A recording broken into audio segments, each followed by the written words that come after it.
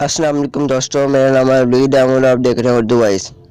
Nike company जो कि दुनिया में स्पोर्ट शूज़ बनाने में मशहूर है, इसके शूज़ का नाम है एयर मैक्स 97 नैस, जिसको ब्लॉकलैंड आर्किटेक्टिव MCHF इसके अंदर बदलाव करके इसे एक ऐसे शैतानी डिब्बे के ऊपर बदल दिया जिसको ऊपर से लेकर नीचे टिकर आपको शैतान की जेल की नज़र आएगी। इसके ऊपर आपको पेंटाग्राम देखने को मिलेगा जो कि शैतान को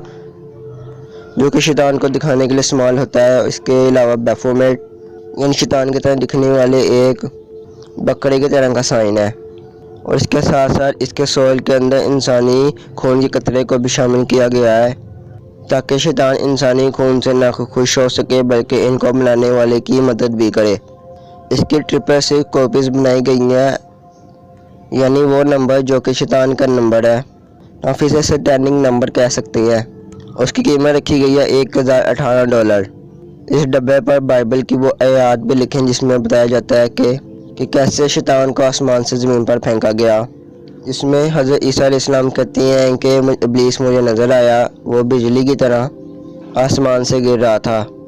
अफसोस की बात तो ये है कि नाइकी और MCHF बड़े फ़ख्र से इसको बेचने का ऐलान कर रहे हैं। जिसे लिल नैस एक बदतरीन और हमजिन्स परस्त इंसान ने अपने गाने में प्रमोट किया और अपने पूरे गाने में बदतरीन हमजिन्स परस्ती के मनाजिर को दिखाते हुए शैतान को जहन्नम से जन्नत की तरफ उतरते हुए दिखाया।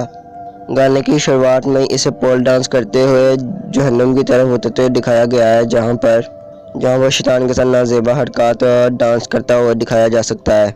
जिस दिन ये गाना रिलीज़ हुआ उसी दिन इसने अपने हमजिन्स परस्ती माजी की आशिकी का जिक्र करते हुए कहा, जिसमें इसका कहना था कि मैं 14 साल का था जब मैं तुमसे मिला। ये दुनिया में कबूल नहीं करेगी, हम खुफिया तौर पर खुदकुशी करेंगे जिससे दूसरे हमजिन्स परस्तों के लिए दरवाजे खुल जाएं। दुनिया वाले कहते हैं कि मैं एक एजेंडे पर काम कर रहा हूँ। हाँ, मैं कर रहा हूँ। दोस्तों, आप ज़रा गौर करें कि ये कैसे काम को प्रमोट कर रहा है जिसकी वजह से कौम लूट पर अजाब आया, और अल्लाह की नज़र में ये बेहतरीन काम है। लेकिन शैतान तो इंसानों से वही चाहता है जो कि अल्लाह को सख्त नापसंद हो और इंसानों को तबाही की तरफ ले जाए, यानी कि खुद इंसान की भी तौहीन हो कि तेरे बंदे तो तेरे है ही नहीं।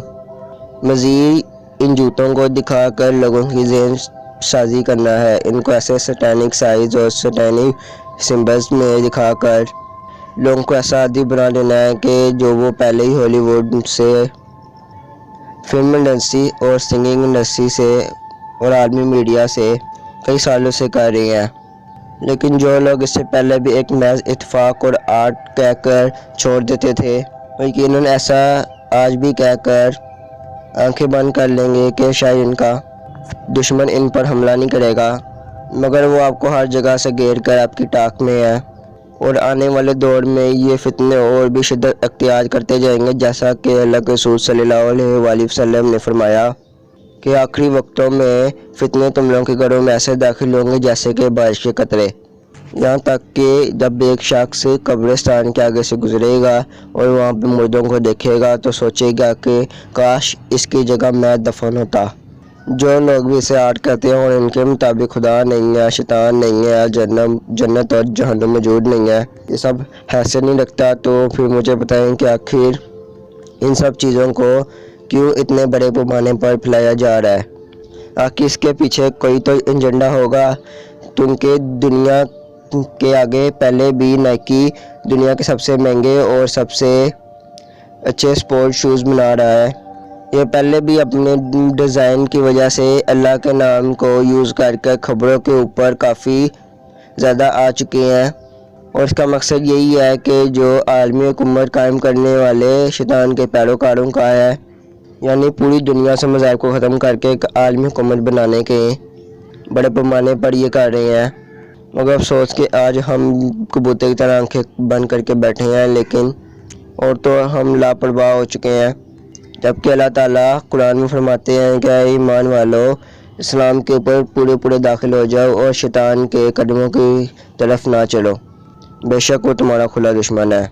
अगर तुम अपने पास रोशन दलाइल लाने जाने के बाद भी डगमगाओ तो जान लो कि अल्लाह सबसे बेहतर हिकमत वाला है।